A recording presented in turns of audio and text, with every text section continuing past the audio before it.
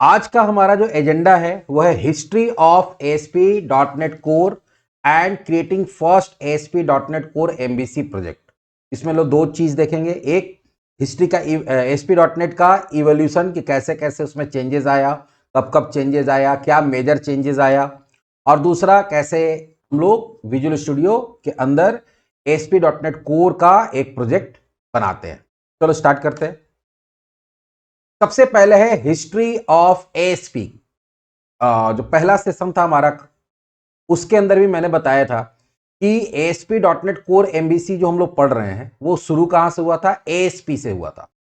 Actually 1990s में जब www का इवोल्यूशन शुरू हुआ और उस इवोल्यूशन के अंदर वेबसाइट्स बनना शुरू हुआ, तो स्टार्टिंग में जो वेबसाइट्स होता था वो स्टैटिक वेबसाइट होता था। स्टैटिक का मतलब क्या हो गया? स्टैटिक का मतलब हो गया ऐसा वेबसाइट जिसमें वेब पेजेस होते थे और वेब पेजेस के अंदर टेक्स्ट होता था और इमेजेस होते थे, और आप सिर्फ उस पर्टिकुलर वेबसाइट में आप अलग अलग पेजेस पे जाके सर्फिंग करते थे, जिसको जनरल टर्म में वेब सर्फिंग बोला जाता था। आप उसमें इंफॉर्मेशन देख सकते थे, आप उस इंफॉर्मेशन को कॉपी कर सकते थे, इंफॉर्मेशन को डाउनलोड कर सकते थे, बट किसी भी तरह का इंटरेक्शन पॉसिबल नहीं था। फिर एक कॉन्सेप्ट आया कुछ दिन के बाद, जब जावा स्क्रिप्ट वगैरह भी स्क्रिप्ट वगैरह आया, तो वहां पे डायनेमिक वेब पेज बनने लगा, डायनेमिक वेबसाइट बनने लगा। वो भी वेबसाइट ही होता था बट वो डायनेमिक होता था। डायनेमिक मींस क्या हो गया कि थोड़ा बहुत इंटरेक्टिविटी उसके अंदर आया। इंटरेक्टिविटी का मतलब क्या हो गया कि जैसे आप उसमें कहीं पे क्लिक करते थे तो कोई काम हो जाता था, राइट क्लिक करते थे तो कोई काम हो जाता था, या फिर छोटा मोटा आप उसके अंदर ऐसा कोई एप्लीकेशन बना सकते थे जैसे कैलकुलेटर टाइप, जहां पे आप कुछ कैलकुलेशन वगैरह कर सकते थे। आप वेबसाइट के अंदर कंटेंट को एनिमेट कर सकते थे, बट वहां पे सर्वर के साथ किसी भी तरह का कम्युनिकेशन नहीं था। जो भी इंटरेक्शन होता था वो लोकल लेवल पे होता था। आपका जावास्क्रिप्ट का कोड लोकल मशीन पे डाउनलोड होता था, और आज भी होता है, और लोकल मशीन पे ही वो तुम्हारा ब्राउजर के अंदर जो जावास्क्रिप्ट का इंजन होता है वो उसको प्रोसेस करता है, और लोकली जो भी आप इंटरेक्शन करना चाहते हैं, प्रोसेस करना चाहते हैं, वो कर सकते हैं। बट 1994 1995 के बाद ऐसा टाइम आया जहां पे ऐसा वेबसाइट बनाने का जरूरत पड़ा जिसमें आपका सर्वर के साथ कुछ इंटरेक्शन हो पाए। अब सर्वर के साथ इंटरेक्शन क्या हो पाए?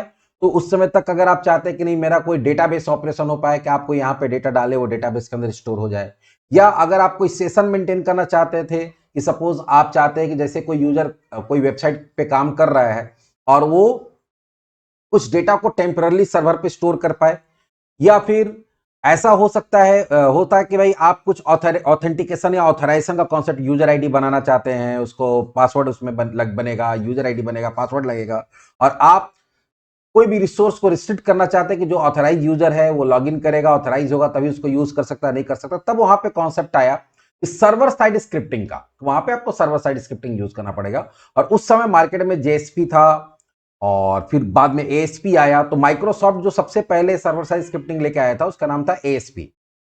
उसके पहले भी यूज होता था, जैसे कुछ और भी था, जैसे सीजीआई होता था, कॉमन गेटवे इंटरफेस, एक सीजीआई नाम का scripting server side scripting language था। फिर जेएसपी था, फिर एएसपी आया। द हिस्ट्री ऑफ एएसपी, इसको एक्टिव सर्वर पेजेस बोलते हैं, essentially the history how Microsoft evolve from serving static document to powering complex enterprise level web application. तो अगर देखोगे तो जो एएसपी जो है यही एक तरह से बोल सकते हैं बेस है, जहां से माइक्रोसॉफ्ट स्टार्ट किया कि कैसे स्टैटिक वेब पेज को dynamic web page, complex web page से लेकर आज के डेट में जो इंटरप्राइज लेवल वेब एप्लीकेशन बनता है वो बन सकता है। ये सबसे पहले कब आया था? 1996 में। तो स्टार्टिंग में जो आया वो क्या हुआ? क्लासिक एएसपी आया था जो 1996 में आया। फिर उसमें मेजर चेंजेस हुआ 2002 में जब डॉट नेट आया, तो वहां पे एएसपी डॉट नेट आया। फिर एएसपी डॉट नेट का एक मॉडर्न एरा जिसको एमबीसी आर्किटेक्चर जो आया वो 2009 में आया, कि भाई एएसपी के साथ एमबीसी आर्किटेक्चर भी यूज हो सकता है। फिर गेम चेंजर हुआ कब? 2016 में, जब ASP dot net co dot net core में या एएसपी डॉट नेट कोर में कन्वर्ट किया गया। अब उसमें क्या क्या चेंजेस हुआ आगे बताएंगे कि इसमें क्या क्या हुआ। और अभी देखोगे जो करंट स्टेट है जिसमें डॉट नेट 5 6 7 8 9 10 और अभी जो 11 आने वाला है, एक वो तो अलग अलग एक तरह से बोल सकते हैं एएसपी का जनरेशन था। एक जनरेशन नॉर्मल जो प्लेन एएसपी था, क्लासिक एएसपी था, उसका था। फिर एएसपी डॉट नेट का एक जनरेशन आया, फिर एएसपी डॉट नेट एमबीसी का आया, फिर डॉट नेट कोर का आया, और अब जो कोर के बाद जो डॉट नेट 5 6 7 ये जो चलता है, एक इसका कॉन्सेप्ट आ गया। तो सबसे पहले देखते हैं एएसपी में क्या था।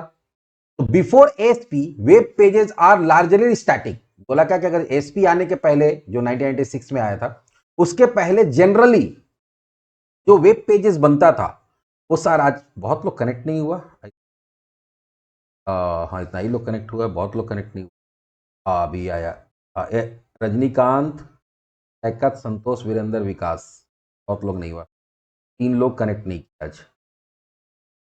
एक्चुअली वीडियो मिल रहा है ना, तो बहुत लोग सोचता है कि चलो वीडियो देख लेंगे। रजनीकांत हैंड रेज कर रहा, कुछ पूछना चाहते हो क्या? बात करेंगे, अभी हम लोग आगे पहुंचने दो वहां पे, अभी वहां पहुंचेंगे हम लोग, अभी तो हम लोग क्लासिक एसपी पे हैं, ठीक है, वहां तक पहुंचेंगे हम लोग तो बात करते हैं।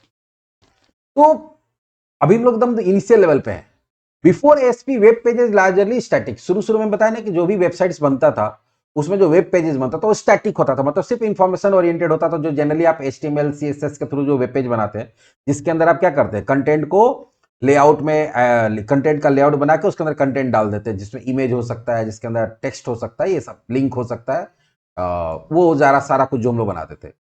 अगर if you wanted interactivity you had to use CGI, अगर आप उसमें कुछ इंटरेक्टिविटी चाहते थे तो आपको सीजीआई का यूज करना पड़ता था, which was clunky and resource intensive. तो सीजीआई सबसे पहला हम लोग बोल सकते हैं सर्वर साइड स्क्रिप्टिंग कॉन्सेप्ट आया था। इसमें क्या होता था कि आप एचटीएमएल के साथ में उस समय जो रनिंग लैंग्वेजेस था जैसे सी प्लस प्लस, उसके through server side scripting language use करते थे, सर्वर साइड की स्क्रिप्ट लैंग्वेज की तरह उसको यूज करते थे, और वो जो था काफी ज्यादा रिसोर्स इंटेंसिव था, मतलब जब वो रन करता था तो वो सर्वर पर भी बहुत ज्यादा लोड देता था और वो हमारे क्लाइंट के ऊपर भी बहुत ज्यादा लोड पड़ता था। तो उसी चीज को टैकल करने के लिए माइक्रोसॉफ्ट एक टेक्नोलॉजी लेके आया जिसका नाम दिया एएसपी। तो सबसे पहले कौन आया, एएसपी 1.0, जो कब आया, 1996 में।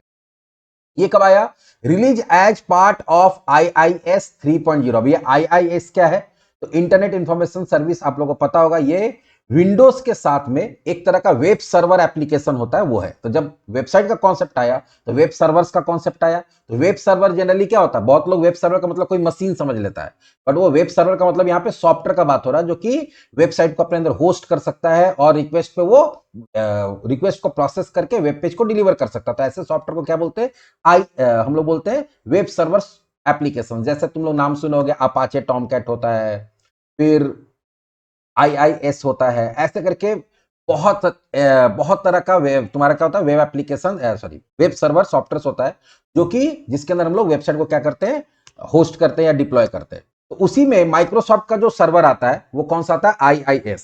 तो हर ऑपरेटिंग सिस्टम जो माइक्रोसॉफ्ट का है, जैसे विंडोज हम लोग यूज करते हैं या विंडोज का कोई वर्जन यूज करते हैं, तो अगर वो होम एडिशन नहीं है, अब इसमें भी एडिशन आता है अलग अलग, तो अगर वो होम एडिशन नहीं तो उसमें IIS इंस्टॉल हो जाता है। तो IIS जो था वो 1.0 आया, 2.0, जब IIS 3.0 आया कब, 1996 में, तो उसके साथ ASP का कॉन्सेप्ट लाया गया। ASP में होता क्या था, it allows developer to mix HTML with server side scripting, usually VB script. तो ASP के साथ इसमें ASP 1.0 में क्या हुआ, जो HTML का कोड होता था, HTML कोड के साथ में आपको सर्वर साइड स्क्रिप्टिंग लैंग्वेज, जो कि VB स्क्रिप्ट उस समय होता था, तो HTML कोड है, उसी के बीच में जहां पे आपको डायनेमिक काम करना, जहां पे आपको सर्वर रिलेटेड काम करना, बीच में आप क्या करते थे, VB स्क्रिप्ट का कोड घुसा देते थे।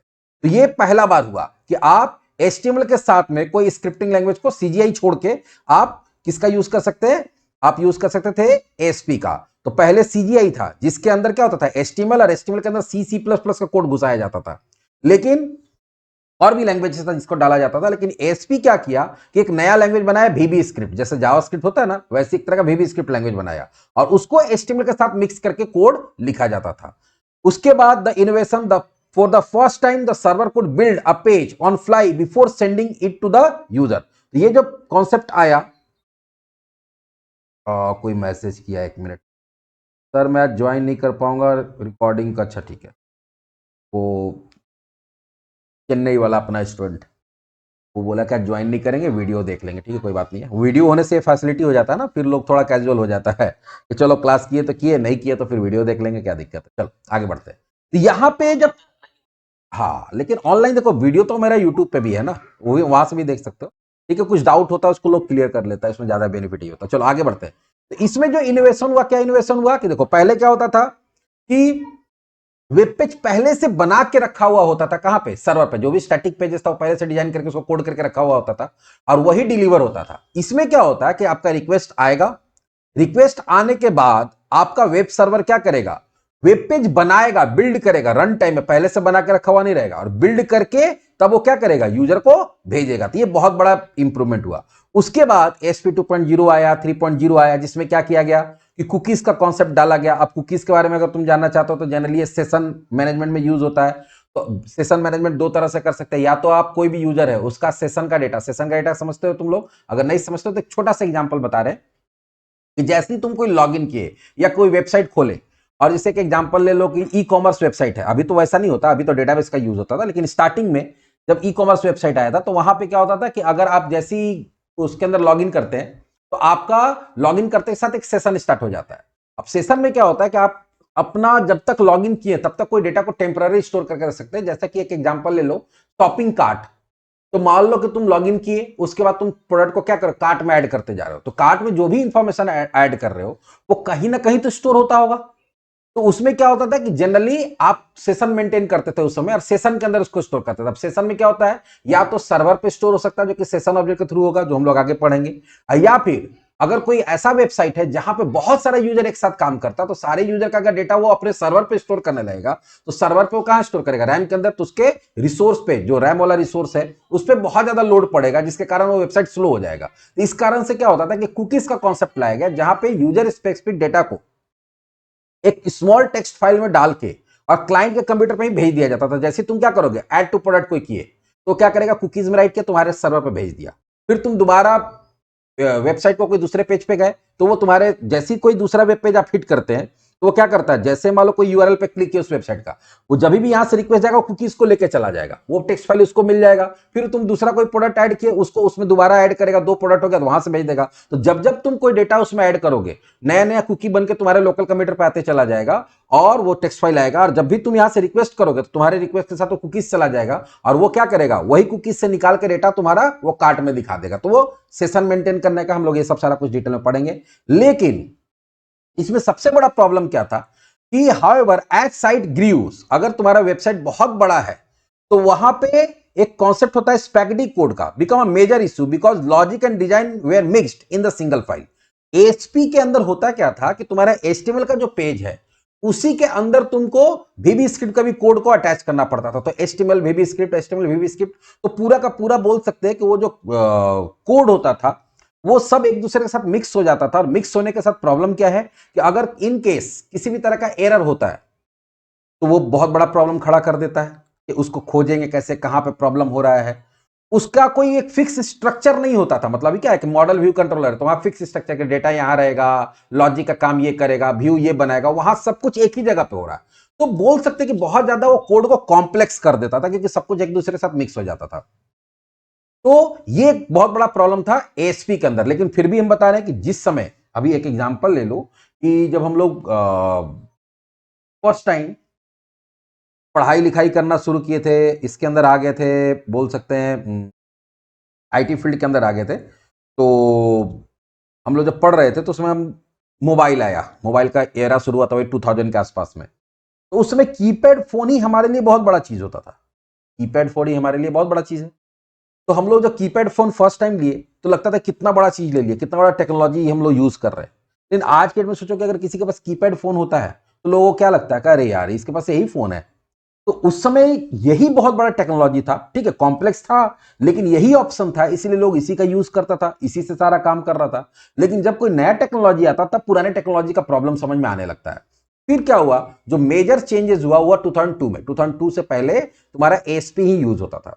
इन 2002 Microsoft completely rebuild the framework. ये क्या किया कि माइक्रोसॉफ्ट क्या किया कि बहुत मेजर चेंज लाया, होता ना कि अपना पूरा टेक्नोलॉजी को ट्रांसफॉर्म कर देना।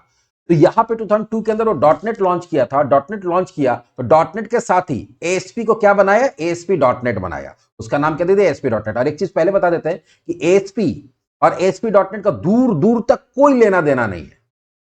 कंप्लीट चेंज जिसको बोलते हैं, होता है ना कि एकदम पूरा का पूरा। जैसे मान लो कि एक एग्जांपल रखो कि तुम्हारे पास पुराना घर है और आप उसको रिनोवेट किए, थोड़ा बहुत उसमें कुछ उसका आगे का फसाड चेंज कर दिए, अंदर रिपेयरिंग करा दिए, कलर चेंज कर दिए, ठीक है, एक वो चीज होता है। और एक होता है कि नहीं, पुराना घर को पूरा डिमोलिश कर दिए, उसका न्यू तक कबाड़ दिया और पूरा नया बिल्डिंग बनाया।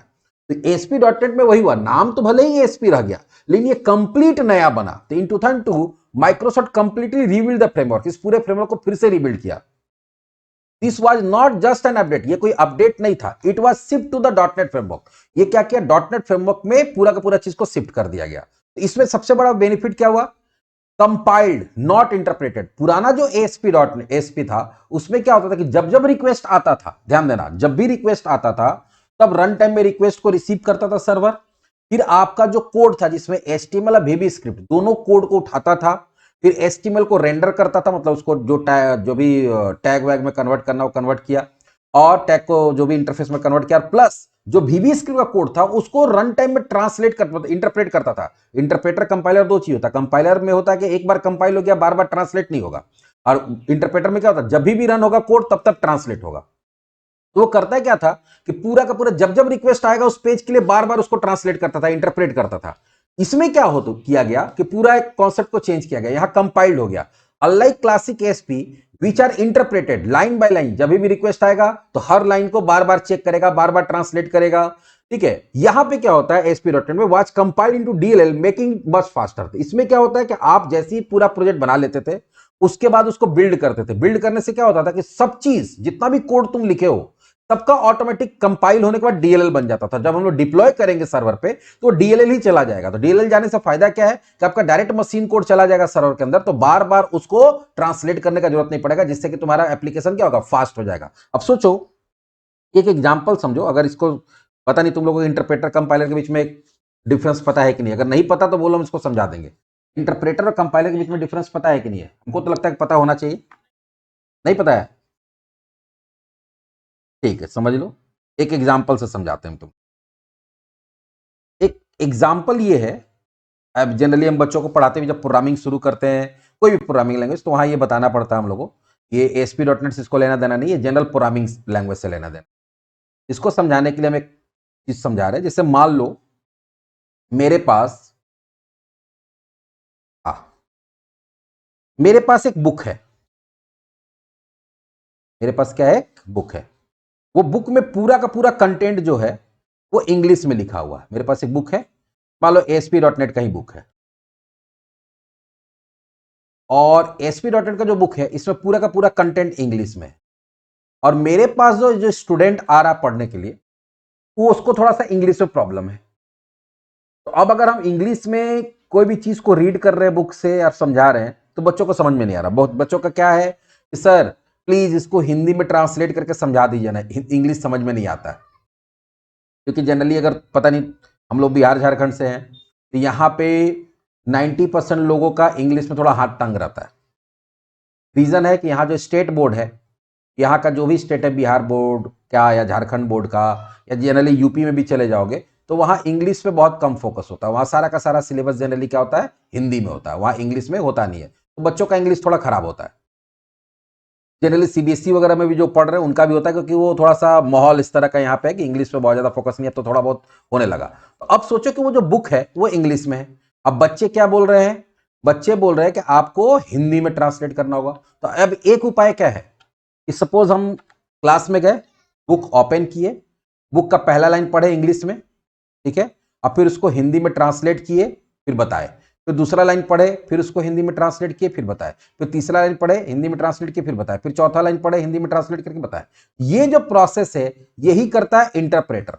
इंटरप्रेटर का काम क्या होता है, इंटरप्रेटर का काम होता है कोई भी जो सोर्स कोड है चाहे किसी भी लैंग्वेज में है, ठीक है, तो लैंग्वेज जो होता है कोई भी प्रोग्रामिंग लैंग्वेज वो दो तरह का होता है, या तो इंटरप्रेटर बेस्ड होता है, ये तो कंपाइलर बेस्ड होता है। कुछ लैंग्वेज में दोनों यूज होता है, इंटरप्रेटर भी होता है और कंपाइलर भी होता है। जैसे एक एग्जांपल ले लो पाइथन, तो पाइथन जो है या PHP जो है, ये सब जो लैंग्वेज है ये क्या होता है, इंटरप्रेटर बेस्ड होता है। तो इंटरप्रेटर बेस्ड का मतलब क्या होगा कि जितना बार हम प्रोग्राम को रन कराएंगे उतना बार वो एक एक लाइन पढ़ेगा और उसको हिंदी में ट्रांसलेट करेगा। तो मान लो हम पहला बैच में गए, पहला बैच में हम एक लाइन इसको पढ़े हिंदी में ट्रांसलेट किया, दूसरा लाइन इसको पढ़े हिंदी में ट्रांसलेट किया, तीसरा चौथा, ऐसे एक दिन में सपोज हम एक पूरा चैप्टर पढ़ा है जिसमें 200 लाइन्स था, तो हमको क्या करना पड़ा, एक बैच के लिए 200 लाइन्स को ट्रांसलेट करना पड़ा। उसके बाद वो बैच खत्म हुआ, हम दूसरा बैच स्टार्ट किए और सेम हमको वही वही बुक पढ़ाना है, सेम चैप्टर पढ़ाना है। दूसरा बैच में भी सेम प्रॉब्लम है, वहां भी स्टूडेंट बोला सर इंग्लिश में मत पढ़ाइए सर, हिंदी में पढ़ाइए ना ट्रांसलेट करके। अब हम फिर वही प्रोसेस, जो प्रोसेस हम यहां पे पहला बैच में किए थे वो सेम प्रोसेस दोबारा हमको फिर शुरू करना पड़ेगा। एक एक लाइन पढ़ना पड़ेगा, फिर हिंदी में कन्वर्ट करिए, फिर एक लाइन पढ़िए, हिंदी में कन्वर्ट करिए। ये तो 2 बैच हुआ। अब सपोज ऐसा सोचो कि मेरे पास 20 बैच है, तो जब जब हम अभी मान लो अभी 20 बैच है, फिर 6 महीना बाद बैच खत्म हुआ, फिर नया बैच स्टार्ट हुआ, फिर वहां वही प्रॉब्लम है, तो हमको तो बार बार उस बुक को क्या करना पड़ेगा, बार बार उस बुक को ट्रांसलेट करना पड़ेगा। तो इंटरप्रेटर वही काम करता है कि इंटरप्रेटर एक ऐसा ट्रांसलेटर होता है जो जब भी ऑन डिमांड, मतलब जब भी कोड को रन होगा वो एक्टिवेट होगा और वो उसका एक एक लाइन पढ़ते जाएगा, ट्रांसलेट करके देते चला जाएगा जहां जिसको भी प्रोसेस करना है। मान लो कि तुम्हारा अगर प्रोसेसर को भेजना है तो प्रोसेसर को ट्रांसलेट करके दे दिया। अगर मान लो कि वेब बेस्ड कोई एप्लीकेशन है तो तुम्हारा जो, मतलब जावास्क्रिप्ट का एग्जांपल ले लो, तो जावास्क्रिप्ट का कोड को ब्राउजर में कौन रन कराता है, जावास्क्रिप्ट का इंजन। तो जावास्क्रिप्ट के इंजन को ट्रांसलेट करके देना है, जो भी है लाइन बाय लाइन होगा।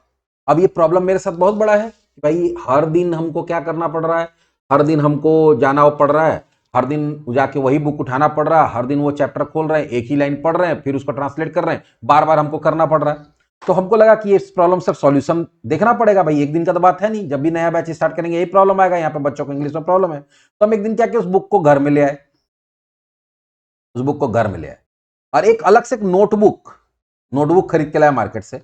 और हम क्या किए, यहां बुक में बहुत सारा लाइन्स है, हम यहां से एक लाइन पढ़े इंग्लिश में और उसको हिंदी में ट्रांसलेट करके यहां लिख दिए, फिर एक यहां लाइन पढ़े, फिर यहां लिख दिए, फिर यहां से एक लाइन पढ़े उसको ट्रांसलेट करके यहां लिख दिए। और ऐसे करके हम एक बार मेहनत किए और पूरा का पूरा जो ये इंग्लिश वाला बुक था उसको हम हिंदी में ट्रांसलेट करके एक नया नोटबुक में स्टोर कर लिया। और अब हम क्या कर रहे हैं कि ये वाला बुक लेके जाएंगे ही नहीं, हम क्या लेके जाएंगे, ये नोटबुक लेके जाएंगे और क्या करेंगे, वहां जाएंगे और यहां तो हिंदी में लिखा हुआ, हम हिंदी में पढ़ना शुरू कर देंगे। तो अब इससे फायदा क्या हो जाएगा, इससे फायदा ये हो जाएगा कि हमको जो ये बार बार हर बार जब इसको रन कराना पड़ रहा था, ट्रांसलेट करना पड़ रहा था, हमको ट्रांसलेट नहीं करना पड़ेगा। हम जाएंगे और सीधा क्या करेंगे, जिस लैंग्वेज में हमको चाहिए था उस ऑलरेडी ट्रांसलेटेड रहेगा और हम उसको रन करा देंगे। तो कंपाइलर बेस्ड लैंग्वेज ऐसा लैंग्वेज होता है जो कि तुम्हारे सोर्स कोड को पढ़ता है और उसको ट्रांसलेट करके एक अलग फाइल में स्टोर कर देता है। और जब रन करना होगा तो कौन रन करेगा, डायरेक्ट ये वाला फाइल मशीन कोड उसको मिलेगा, तो बार बार ट्रांसलेट नहीं करना पड़ेगा। तो इससे तुम्हारा प्रोग्राम क्या होता है, फास्ट हो जाता है। ये समझ में आया। तो वही काम यहां पे होता है, वही काम यहां पे होता है। इसके अंदर क्या होता है कि जो जो तुम्हारा, हाँ बोलो। नहीं, हाँ, अरे वो भी लाइन बाय लाइन ही करता है। देखो ये थोड़ा सा कंफ्यूजन होता है, बहुत लोग पढ़ा के निकल जाता है कि वो ये लाइन बाय लाइन करता है, ये भी लाइन बाय, जब ये देखो एक सिंपल समझो क्या, इंटरप्रेटर लाइन बाय लाइन करेगा, ठीक है, और लाइन बाय लाइन करके किसको भेज देगा, सीधे मशीन को भेजेगा। और ये क्या करता है, ये भी लाइन बाय लाइन करेगा, लेकिन वो पूरा एक लाइन बाय लाइन करके मशीन को नहीं भेजता, वो एक नया फाइल बनाकर उसको स्टोर कर देता है। तो जब रन कराएंगे तो हमको ये वाला फाइल रन कराना होगा। तो जब भी कोई भी चीज को ट्रांसलेट करोगे तो ऐसा थोड़ी कि हम एक बार पूरा पढ़ लेंगे, दिमाग में रख लेंगे तब ट्रांसलेट करेंगे, नहीं, वो ट्रांसलेशन लाइन बाय लाइन ही होता है। लेकिन इसमें क्या है कि लाइन बाय लाइन ट्रांसलेट कर रहा है और लाइन बाय लाइन मशीन को भेज रहा है। और इसमें क्या होता है कि पूरा ट्रांसलेट करके एक जगह स्टोर हो जाता है और ये पूरा एक बार मशीन को जाता है, पूरा एक बार मशीन को जाता है। ये डिफरेंस है। हाँ, एक interpreter line by line translate करेगा, लाइन बाय लाइन भेजेगा, और कंपाइलर क्या करेगा, लाइन बाय लाइन ट्रांसलेट करके एक बार स्टोर कर देगा और उसके बाद दोबारा हमको जब भी रन कराना होगा तो जब हम लोग प्रोग्राम को रन कराएंगे तो बार बार वो क्या करेगा, ट्रांसलेट नहीं करेगा, ट्रांसलेटेड कोड को उठाएगा और सीधे मशीन को भेज देगा। इससे फायदा होता है कि हमको बार बार हाँ, क्या बोल रहे हो? हम्म, आ रही है। वो जहां पे तुम्हारा प्रोग्राम है, जैसे एक एग्जांपल देखो, अगर तुम सी शार्प का प्रोग्राम बना रहे हो, तुम लोग सी शार्प पढ़े हो बेसिक थोड़ा बहुत, तो सी शार्प का प्रोग्राम जब बनाते हो तो तुम सेव कैसे करते हो, डॉट सी एस एक्सटेंशन से। अब मान लो उसको स्टोर कर दिए तुम, डी ड्राइव का कोई प्रोग्राम नाम का फोल्डर, उसके अंदर तुम सी शार्प का फाइल स्टोर किए, तो उसको सोर्स कोड बोलेंगे, जो सी शार्प का कोड लिखे उसको सोर्स कोड बोलेंगे। जब उसको कंपाइल करोगे तो कंपाइलर से कंपाइल करोगे तो वहीं पे देखना वो ईएक्सी फाइल बना देता, सेम लोकेशन पे जहां पे आपका सोर्स कोड होगा, वहीं पे तुम्हारा क्या होगा, वहीं पे तुम्हारा उसका ईएक्सी फाइल बन जाएगा, अगर तुम खुद से ट्रांसलेट कर रहे हो तो। लेकिन अगर मान लो विजुअल स्टूडियो वगैरह से बना रहे हो तो उसमें क्या होता है कि वो अलग से कुछ फोल्डर, उसका अपना लोकेशन होता है, अलग से फोल्डर बना के वहां पे उसका ईएक्सी फाइल को डाल देता है। जैसे देखोगे बहुत सारा विजुअल स्टूडियो के थ्रू बनाओगे, एक दिखा देते हैं तुम लोगों करके, समझ में आ जाएगा। अगर डाउट नहीं रहना चाहिए दिमाग में, अभी एक सी शार्प का प्रोग्राम हम नॉर्मल बना रहे हैं, नोटपैड का यूज करके, देखो, using system public class demo public static void main console dot write line,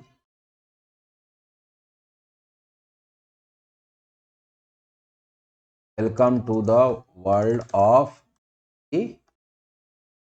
.NET। ये बना लिए। अब इसको सेव करेंगे। तो अगर तुम ये नॉर्मल तरीका से यूज कर रहे हो, अब इसको हम सेव कहां पे कर रहे हैं, एक नया फोल्डर बना ले डी ड्राइव में डेमो के नेम से, और इसको डेमो के अंदर सेव करते हैं। कुछ भी नाम से सेव कर दो, फर्स्ट prog.cs। अभी तुम देखो यहां पे ये जो अभी फोल्डर बनाया डी ड्राइव के अंदर डेमो के नेम से, इसमें कितना फाइल दिख रहा है, एक फाइल दिख रहा है। कौन सा फाइल दिख रहा है, CS फाइल। अब इसको ट्रांसलेट करते हैं, अब इसको कंपाइल करते हैं।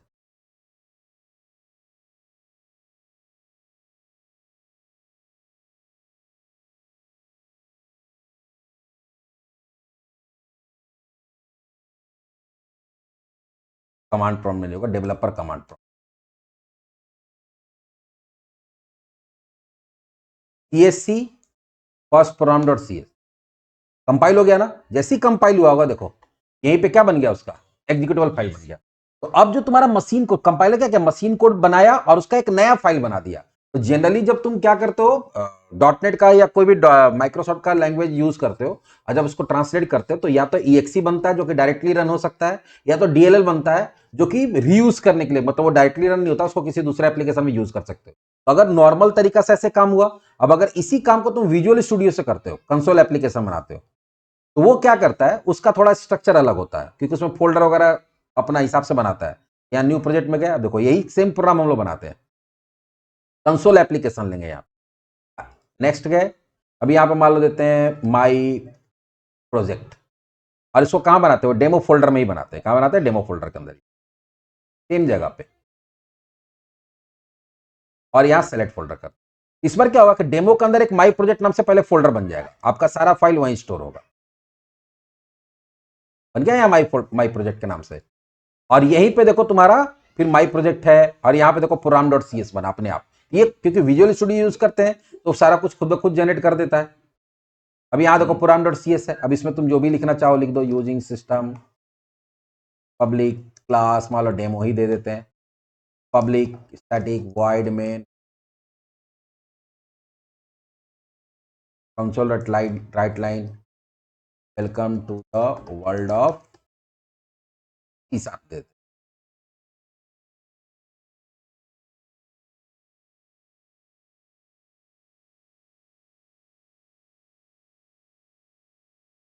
अब इसको रन कराते हैं।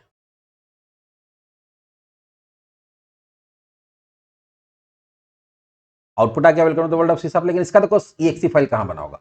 अब यहाँ पे देखो program.cs तो यहाँ पे है, लेकिन यहाँ पे कहीं EXE फाइल दिख रहा नहीं। अब वो ये कहां बनाया, तो विजुअल स्टूडियो क्या करता है, बिन नाम का फोल्डर बनाता है, डिबग बनाता है, फिर यहाँ पे देखो क्या बनाया, माई प्रोजेक्ट डॉट EXE, और साथ में DLL। ये थोड़ा अपना अलग ढंग से बनाता है, लेकिन यहाँ पे भी वही काम हो रहा है। यहाँ पे भी देखो my project dot EXE run करेंगे तो वही काम करेगा। तो ये विजुअल स्टूडियो अपने हिसाब से स्टोर करता है, लेकिन कहीं ना कहीं वो EXE फाइल बनेगा तुम्हारा। हाँ दोनों एक ही है, दोनों एक ही है, बस क्योंकि ये विजुअल स्टूडियो क्या आईडी है, ये अपना काम को आसान करने के लिए, आपके प्रोजेक्ट को स्ट्रक्चर्ड वे में, आपका काम को भी आसान करने के लिए और अपना काम को आसान करने के लिए स्ट्रक्चर्ड वे में रखता है। वो उसका अपना स्ट्रक्चर है, कौन सा चीज कहां रखेंगे, तो बाद में, क्योंकि देखो यहां से जो बनेगा बाद में तुम इसको, वो जो हो गया है वो हम लोग बोल सकते हैं बेसिक सीखने का तरीका है। लेकिन जब रियल लाइफ में काम होता है तो रियल लाइफ में काम विजुअल स्टूडियो में होगा। विजुअल स्टूडियो में होगा तो भाई डेटा तुम्हारा जो भी चीज स्टोर हो रहा है वो इस हिसाब से स्टोर होना चाहिए कि कल के अगर इसका सेटअप फाइल वगैरह बनाना तो इजीली बन जाए। तो उस हिसाब से वो क्या करता है, अपना अरेंज करके अपना स्ट्रक्चर के हिसाब से रखता। तो सॉफ्टवेयर में पहले से बताया हुआ है इसलिए, लेकिन EXE फाइल बनेगा। अगर तुम्हारा क्या है, अगर तुम्हारा C# यूज कर रहे हो, तुम जावा यूज कर रहे हो, तो वहां पे तुम्हारा क्लास फाइल बनता है, ठीक है। लेकिन वही अगर तुम पाइथन का प्रोग्राम बनाओ, वो भी दिखा देते हैं, पाइथन इंटरप्रेटर बेस्ड होता है, वो भी देख लो तुम। बोलो, दोनों में डिफरेंस है। EXE होता है एग्जीक्यूटेबल फाइल, ऐसा फाइल जिस पर डबल क्लिक करो तो रन कर जाएगा। और DLL होता है तुम्हारा लाइब्रेरी के लिए बनता है, कि जो ऐसा चीज है जो कि डायरेक्टली रन नहीं करेगा, उसमें कोई भी चीज ऐसा स्टोर किया होगा जिसको किसी दूसरे प्रोग्राम में यूज करना, क्लास लाइब्रेरी जो बनाते हैं हम लोग। जैसे तुम अभी मान लो कि कंसोल क्लास यूज करते हो, तो कंसोल क्लास क्या है, पहले से प्री डिफाइन है ना। तो कंसोल क्लास किसी न किसी डीएलएल के अंदर डाला गया होगा। तो जो क्लास लाइब्रेरी बनता है, क्लास लाइब्रेरी जो होता है या जो रियूजेबल कंपोनेंट बनता है जिसको बाद में किसी दूसरे प्रोग्राम में यूज किया जाएगा, उसको वो होता है डीएलएल, और जो डायरेक्टली रन करता है वो होता है ईएक्सी। हाँ, और जो रियूजेबल कंपोनेंट होता है जिसको बनाया गया है उसके अंदर भी सी शार्प का कोड है, लेकिन डायरेक्टली रन नहीं करेगा, उसको किसी दूसरे प्रोग्राम में एज ए कंपोनेंट उसको किसी दूसरे प्रोग्राम में अटैच करके रन कराया जाएगा।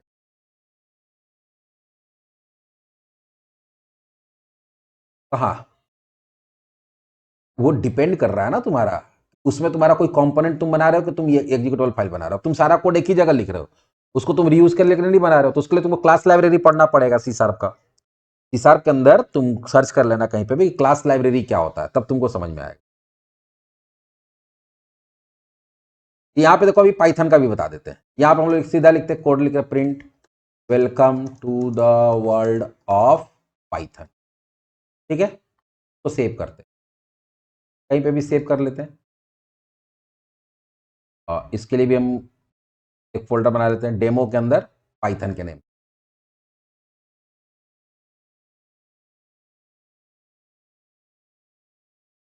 पाइथन क्या बोले थे कि ये इंटरप्रेटर बेस्ड है, ठीक है। और यहां देते हैं डेमो। अब देखते हैं वहां कितना फाइल बना हुआ है।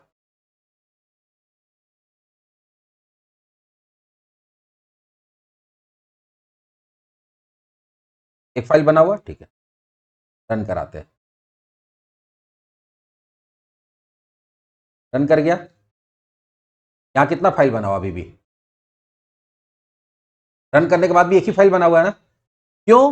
क्योंकि ये उसको क्या किया कि वो एक लाइन उठाया, उसको ट्रांसलेट करके सीधे मशीन को भेजा, उसको कहीं स्टोर नहीं किया। तो फिर होगा क्या कि दोबारा जब हम इस प्रोग्राम को रन कराएंगे, ये दोबारा फिर उस लाइन को उठाएगा, दोबारा ट्रांसलेट करेगा। और उसमें क्या था कि ट्रांसलेट एक बार हो गया, दोबारा ट्रांसलेट नहीं होगा, सीधा ईएक्सी फाइल रन करेगा, ट्रांसलेट नहीं। ये एक बहुत बड़ा फायदा था कि जो तुम्हारा वेबसाइट के, क्योंकि यहां पे तुम्हारा ये क्या करता है, पूरा का पूरा वेबसाइट को डीएलएल में कन्वर्ट कर देता है, और जिसको तुम आसानी से क्या कर सकते हो, डिप्लॉय कर सकते हो। दूसरा इसके अंदर कॉन्सेप्ट आया वेब फॉर्म का, तब जब ASP.NET आया। तो वेब फॉर्म में क्या हुआ, this was the flagship feature. Flagship का मतलब होता है जो फर्स्ट टाइम कोई भी चीज या कोई भी ऐसा टेक्नोलॉजी जो किसी एकदम यूनिक हो, उसको क्या बोलते हैं, फ्लैगशिप। तो फ्लैगशिप फीचर था, पहली बार कोई कॉन्सेप्ट लेके आया था कि वेबसाइट को या वेब एप्लीकेशन को इस तरह से बनाया जा सकता है जैसे कि डेस्कटॉप एप्लीकेशन बनाया जाता है, कि पहले से कंपोनेंट रहेगा, टेक्स्ट बॉक्स रहेगा, कॉम्बो बॉक्स रहेगा, बटन रहेगा, आपको सिर्फ क्या करना, ड्रैग एंड ड्रॉप, गए टूल बॉक्स से लाए लगा दिए, गए टूल बॉक्स से लाए लगा दिए। तो वहां पे क्या होता था कि आप ड्रैग एंड ड्रॉप करते थे, आप खिंच खिंच के सिर्फ कंपोनेंट को लगाते थे, और कोड अपने आप बैकग्राउंड में क्या होता था, जनरेट हो जाता था। तो ये वेबफॉर्म का कॉन्सेप्ट इसमें आया, लेकिन इसका कुछ डाउन साइड भी था। डाउन साइड क्या था, it produce heavy HTML and use system called viewstate that often made page slow and difficult to debug and complex layout। तो बोला क्या कि इसमें दो तीन प्रॉब्लम था। पहला, इसका जो HTML होता था काफी हैवी होता था। क्यों हैवी होता था, हम पिछले दिन बताए थे कि वेब फॉर्म के अंदर सर्वर साइड कंपोनेंट यूज होता था। सर्वर साइड कंपोनेंट मतलब क्या, ऐसा कंपोनेंट जो सर्वर पे जनरेट होगा। जैसे मान लो टेक्स्ट बॉक्स ही बन रहा, तो बनेगा कहां पे, क्लाइंट पे नहीं बनेगा। अभी क्या होता है कि तुम्हारा HTML का कोड डाउनलोड होता है लोकल कंप्यूटर पे, और लोकल कंप्यूटर पे ब्राउजर फिर उसको क्या करता है, रेंडर करता है, ब्राउजर उसको पढ़ता है, और सब कुछ फिर तुम्हारा इमेज में कन्वर्ट करके, टेक्स्ट बॉक्स में कन्वर्ट करके, जो भी फॉर्म है, अगर फॉर्म है तो फॉर्म में कन्वर्ट कर देगा, टेबल है तो टेबल में कन्वर्ट कर देगा। तो सब कुछ लोकल में आएगा, और लोकल में फिर वो ट्रांसलेट होता है। वहां इसमें क्या होता था कि सारा कुछ वहां सर्वर से बन के आता था। तो सर्वर से बन के आएगा तो वहां से क्या होगा, तुम्हारा थोड़ा सा वो काफी हैवी हो जाता था कोड उसका, जिसके कारण वो बहुत स्लो हो जाता था। और प्लस इसमें लेआउट करना, लेआउट मतलब समझ रहे हो, जो भी कंपोनेंट है उसको अरेंज करना, उसका लुक चेंज करना, वो थोड़ा मुश्किल था। तो जो लोग इसको यूज किया है उसको पता होगा, हम लोग तो सिर्फ हिस्ट्री पढ़ रहे हैं। फिर आया क्या, मॉडर्न एरा 2009 में, जहां पे as the web move toward cleaner code and better SEO, web form started to feel outdated. जैसे जैसे ऐसा रिक्वायरमेंट आने लगा कि कोड को क्लीन रखना, क्लीन का मतलब क्या हो गया, ऐसा कोड को इस तरह से लिखना है उसको इजीली मेंटेन किया जा सके, उसको इजीली एक्सटेंड किया जा सके। मेंटेन का मतलब क्या है कि अगर कोई प्रॉब्लम आ रहा है, तो उसको कोई बग आ रहा है या कोई प्रॉब्लम आ रहा है, तो उसको आसानी से क्या किया जा सके, फाइंड आउट किया जा सके, उसको ठीक किया जा सके। और दूसरा कि अगर उसमें कुछ नया पेज ऐड करना, नया कुछ ऐड करना है, तो इजीली ऐड किया जा सके। तो जब, और प्लस जो पिछले क्लास हम लोग बात कर रहे थे एसईओ, जो लोग बहुत लास्ट क्लास में हम लोग बहुत देर तक डिस्कस भी किए थे एसईओ के बारे में, कि भाई जो वेबसाइट का यूआरएल है वो इस तरह से होना चाहिए कि तुम्हारा वो एसईओ फ्रेंडली हो, मतलब जो सर्च इंजन है वो इजीली समझ सके कि इस पर्टिकुलर वेबसाइट के अंदर क्या कंटेंट है। तो जब ये सब चीज का डिमांड होने लगा तो वेब फॉर्म क्या हो गया, आउटडेटेड हो गया, मतलब वहां पे लोग वेब फॉर्म को पसंद नहीं करने लगा। तब माइक्रोसॉफ्ट क्या करे, अगर मान लो कि वेब फॉर्म को लोग पसंद नहीं करेगा तो फिर दूसरे टेक्नोलॉजी की तरफ चला जाएगा, तो कुछ मेजर चेंजेस करने की जरूरत है। तब Microsoft respond with ASP.NET MVC। तब वो क्या किया कि ASP.NEट में मॉडल व्यू कंट्रोलर का कॉन्सेप्ट ले आया। किसका? एमबीसी आर्किटेक्चर ले आया। एमबीसी आर्किटेक्चर हम लोग पिछले क्लास में थ्रू आउट बहुत देर तक पढ़े। इसमें होता क्या, सेपरेशन ऑफ कंसर्न होता है। It force developer to separate the data, logic and layout. तो इसमें होता क्या कि ये एमबीसी जो है वो डेवलपर को फोर्स करता है कि भाई आप डेटा को अलग रखिए मॉडल बना के, लॉजिक जो प्रोसेस का काम हो रहा है उसको अलग रखिए और व्यू को अलग रखिए। इससे क्या होगा कि इसको मेंटेन करना आसान होगा, इसको एक्सटेंड करना आसान होगा। प्लस इसमें आपको फुल कंट्रोल मिलता है। Developer gain total control over the HTML and CSS which were essential for rising popularity for mobile responsive design. अब देखो प्रॉब्लम क्या था, जो पुराना ASP.NET था इसमें क्या था कि लेआउट करना बहुत मुश्किल था। इसलिए जब देखोगे 2009-10 के बाद मोबाइल एप्लीकेशन का चलन बहुत बढ़ गया, क्योंकि एंड्रॉइड फोन धड़ल्ले से बिकने लगा, फिर आईफोन धड़ल्ले से बिकने लगा, और धीरे धीरे क्या हुआ कि सारा के सारे काम को जो पहले डेस्कटॉप एप्लीकेशन होता था, ASP.NEट आने से क्या हो गया, या इस तरह का टेक्नोलॉजी या JSP आ गया, या फिर मान लो और भी PHP आ गया, तो हो गया क्या कि सब कुछ वेब एप्लीकेशन में कन्वर्ट हो गया। तो ज्यादा से ज्यादा काम वेब एप्लीकेशन पे होने लगा। लेकिन जैसे 2009-10 आया, जब तुम्हारा एंड्रॉयड का बूम हुआ, iOS का बूम हो गया, तो लोग ज्यादा से ज्यादा काम मोबाइल से करने लगा। तो जब मोबाइल से करने लगा तो वहां पे वेब एप्लीकेशन ऐसा बनाना था जो रिस्पॉन्सिव हो। रिस्पॉन्सिव का मतलब क्या हो गया, जो कि स्क्रीन साइज के हिसाब से अपने कंटेंट को क्या कर सके, अरेंज कर सके, ताकि वो प्रॉपर फिट होके आपके स्क्रीन पे दिखे। जैसे मान लो तुम्हारा लैपटॉप है, तो लैपटॉप देखो क्या होता है, लैपटॉप का अगर स्क्रीन देखोगे तो वो तुम्हारा होता है क्या, उसको हम लोग क्या बोलते हैं, लैंडस्केप। चौड़ाई ज्यादा होता है, ऊंचाई कम होता है। मोबाइल देखोगे पोर्ट्रेट होता है, लंबाई ज्यादा होता है, चौड़ाई कम होता है। तो अब सोचो कि डेस्कटॉप पे कोई वेबसाइट बहुत अच्छा दिख रहा है, लेकिन मोबाइल पर उसी करोगे तो क्या होगा, उसमें तो पूरा चिपक जाएगा, वो दो उसका विड्थ कम हो जाएगा। विड्थ कम होगा तो सारा कंटेंट इधर उधर चला जाएगा। तो इसके लिए क्या होता है, आप लोग CSS अगर ढंग से पढ़े होंगे या नहीं पढ़े होंगे तो आप लोग जाके देख सकते हैं, हम वीडियो डाला हुआ उसका मेरा चैनल पे, पूरा प्लेलिस्ट है CSS का। तो वहां पे तुम देखो क्या होता है कि हम लोग उसको रिस्पॉन्सिव बनाते हैं। रिस्पॉन्सिव बनाने के लिए मीडिया क्वेरी का यूज करते हैं, या फिर आज के डेट में बहुत सारा फ्रेमवर्क है, जैसे बूटस्ट्रैप है, टेलविंड है, ठीक है, ऐसा बहुत सारा तुम्हारा क्या है। हाँ, नहीं नहीं ऐसा कुछ नहीं है। हम लोग बूटस्ट्रैप में क्या होता है, बना बनाया चीज मिलता है, लेकिन आप चाहे तो CSS से भी कर सकते हैं। जब बूटस्ट्रैप नहीं तो डायरेक्टली CSS से भी होता था, लेकिन हाँ वहां लिखना पड़ता है, यहाँ बना बनाया सारा कुछ मिलता है, इसलिए आसान हो जाता है। टेलविंड है, वेनिला जेस है, तो ऐसा बहुत सारा तुम्हारे पास क्या है, अलग अलग, मतलब 100 ऑफ तुम्हारे पास फ्रेमवर्क है जिसको तुम यूज कर सकते हो। अभी फिलहाल हम लोग को, क्योंकि यहाँ पे हम लोग बूटस्ट्रैप इसलिए पढ़ाते हैं क्योंकि विजुअल ASP.NET के साथ में बूटस्ट्रैप ऑटोमेटिक इंटीग्रेटेड आता है। तो इंटीग्रेटेड आता है तो जो चीज इंटीग्रेटेड आ रहा है उसको पढ़ा के हम लोग निकाल देते हैं कि चलो यही चीज यूज करना आगे .NET में, तो हम लोग बूटस्ट्रैप यूज करते हैं। जब ये मोबाइल रिस्पॉन्सिव डिजाइन जब आया तो उसमें प्रॉब्लम क्या हुआ कि जो तुम्हारा पुराना था ASP.NET टेक्नोलॉजी, उसके साथ डिजाइनिंग बहुत ज्यादा पॉसिबल नहीं था। HTML CSS का यूज बहुत कम था, उसमें HTML CSS ना के बराबर यूज होता था, क्योंकि पहले बताए थे कि उसमें क्या होता था, सर्वर कंपोनेंट्स यूज होता था, उसका अपना टैग होता था, वो टैग यूज होता था, जिसके कारण उतना ज्यादा आपके पास फ्लेक्सिबिलिटी नहीं मिलता था। तो वो चीज को जब MVC आया तो MVC में व्यू को क्या किया गया, अलग कर दिया गया। व्यू में ज्यादातर HTML और CSS यूज होता है, तो व्यू को जो यूजर के पास जाएगा, पीछे क्या हो रहा मॉडल कंट्रोलर वो अलग बात हो गया, लेकिन जो यूजर के पास जाएगा उसमें HTML CSS पे ज्यादा कोड लिखा जाने लगा, जिससे हो गया क्या कि तुम्हारे हाथ में वो कंट्रोल आ गया कि तुम अपना मोबाइल रिस्पॉन्सिव डिजाइन भी बना सकते हो। ये MVC आया। लेकिन अब एक बहुत बड़ा चेंज होने जा रहा था, जो अभी थोड़ा देर पहले कोई पूछ रहा था, रजनीकांत सर, किस सर ASP.NET कोर में और ASP.NET में डिफरेंस क्या है। सबसे बड़ा डिफरेंस, बोलो।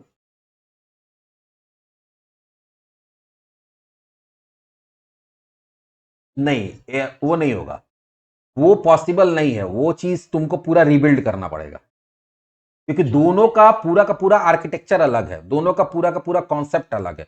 नाम देखो, जैसे कैसे बोले थे कि ASP और ASP.NET को दूर दूर तक एक दूसरे से लेना देना नहीं है, वैसी ASP.NET और ASP.NET कोर को एक दूसरे से कोई दूर दूर तक लेना देना नहीं।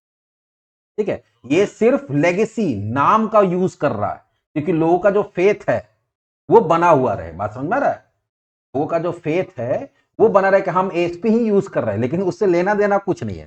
यहां पे जब आया तो बहुत मेजर चेंजेस हुआ। मेजर चेंजेस क्या हुआ ये समझो।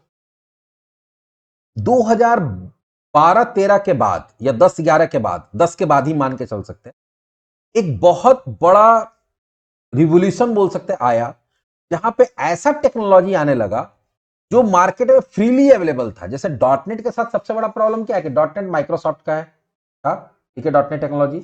और डॉटनेट टेक्नोलॉजी को यूज करने के लिए आपको जरूरत किसका पड़ता है? माइक्रोसॉफ्ट एसक्यूएल सर्वर का। आपको किसका जरूरत पड़ता है? विजुअल स्टूडियो का। एक ये दोनों ऐसा सॉफ्टवेयर है जिसको आपको यूज करने के लिए उसका लाइसेंस लेना पड़ेगा, नंबर 1, ठीक है।